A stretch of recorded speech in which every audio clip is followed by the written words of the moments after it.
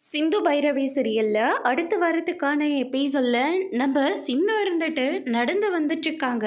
அப்ப சிவாவோட தங்கச்சி வந்து யார் கூடயோ ஒன்றா நின்று முத்தெல்லாம் கொடுத்துட்டு இருக்காங்க. இதை சிந்து பார்த்த உடனே பயங்கரமாக வந்து ஷாக் ஆகுறாங்க. அதுக்கு அடுத்துதான் நேராக போயிட்டு விசாரிக்கிறாங்க. ஆமாம், உன் கூட இருந்தது யாரு, அவங்க எதுக்காக உனக்கு முத்தெல்லாம் கொடுத்தாங்க அப்படின்ற மாதிரி கேட்கவும், தயவு செஞ்சு இதை எதையும் நீங்கள் வீட்டில் சொல்லிடாதீங்க அப்படின்னு சொல்லிட்டு சிந்துவோட காலில் விழுந்து கதறாங்க.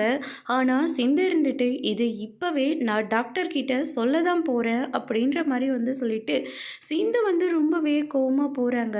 அப்போ சிவாவோட மாமா பார்த்த உடனே நேராக அவங்களுடைய அக்கா கிட்ட போயிட்டு நம்ம பாப்பாவை அந்த சிந்து வந்து காலில் விழ வச்சு அழ வச்சிட்ருக்கா அப்படின்ற மாதிரி வந்து சொல்லிடுறாங்க.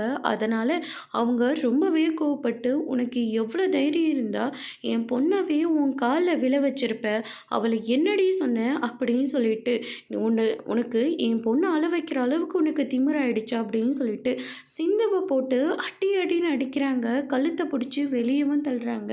திடீர்னு போலீஸ் வந்து நிற்கிறாங்க. சிந்துவை அடித்து நீங்கள் கொடுமை பண்ணதுனால அவங்க உங்கள் மேலே கம்ப்ளைண்ட் பண்ணியிருக்காங்க, வாங்க போகலான்னு சொல்லிட்டு ஸ்டேஷனுக்கு கூட்டிகிட்டு போகிறாங்க. உடனே சிவாவுக்கு ஃபோன் பண்ணி, அண்ணன் அம்மாவை வந்து போலீஸ் அரெஸ்ட் பண்ணிட்டு போயிட்டாங்க அப்படின்ற மாதிரி சொல்கிறாங்க. இதை கேட்டோன்னே சிவா வந்து பயங்கரமாக ஷாக் ஆகுறாங்க.